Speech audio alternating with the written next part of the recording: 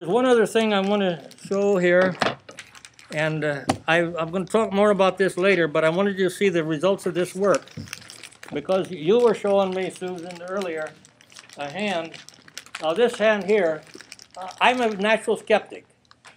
Anything that people tell me about cribbage, and believe me, they all got the answers, I have to check them out. And you'll find as we go along, I'll mention some of these screwy things that people will say. One is, we'll get there next week, that even cards are better to throw to a person's crib than odd cards. Well, how come then a deuce 4 has a higher average to my opponent than a 1-3? How come a 6-8 has a higher average to my opponent than a 7-9? See? It's not so. It doesn't work. So if you're thinking, or wide card, John Chambers in his book says when you're discarding your opponent, make your discard wide. King 1's as wide as you can get, right? You suppose it's in the top 10 discards you could make? No. Nobody's ever found it to be there. But that's as wide as you can do. And if King 1 is good, King 2 must be just about as good, right? King 3 must be pretty good. They're pretty wide apart. King Queen must really be dangerous. I mean, gee, they're right together, right? They're not wide at all. So there's a lot of this stuff that's peddled around that's not true. But there's only one way you can know. That's to test it. Now this hand here, I did this little piece of work some years ago, but it's a good thing to look at. Should be about the last page you got. It's a hand 5-5, Jack, Jack, Queen, King. Now if you're going to do this, don't do it 10 times and make up your mind. You got to do 100.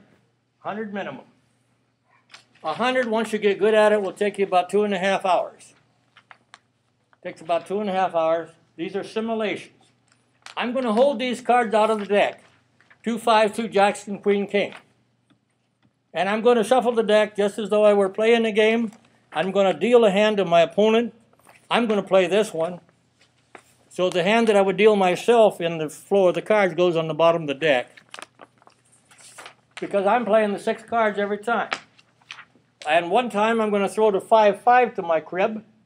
And the other time I'm going to throw the 5 and Jack of clubs. Okay? Now you follow this down. Notice in the first column is for the 5-5.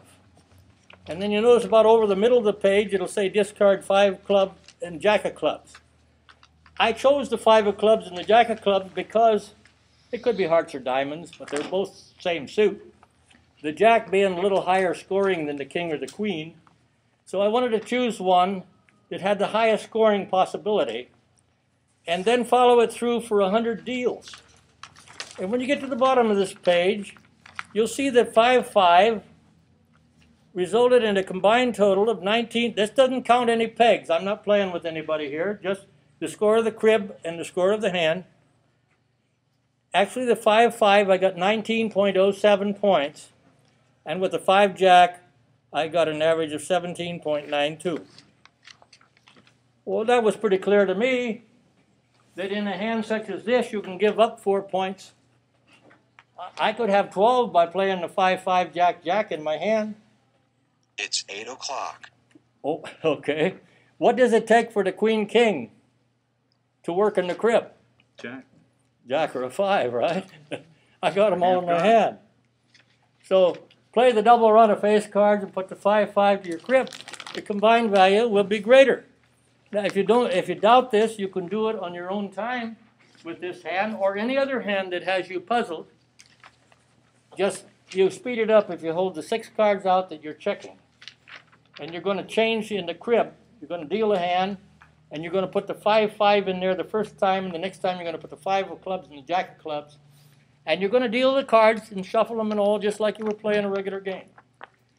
You do affect the odds a little bit because you're holding these 6 out, but it's very small.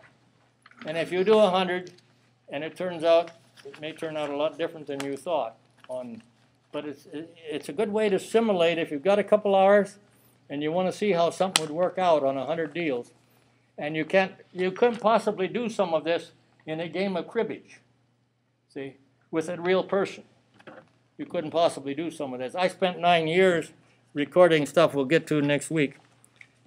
Hey, thanks for your time. We want to play a little cribbage now. Are there any questions?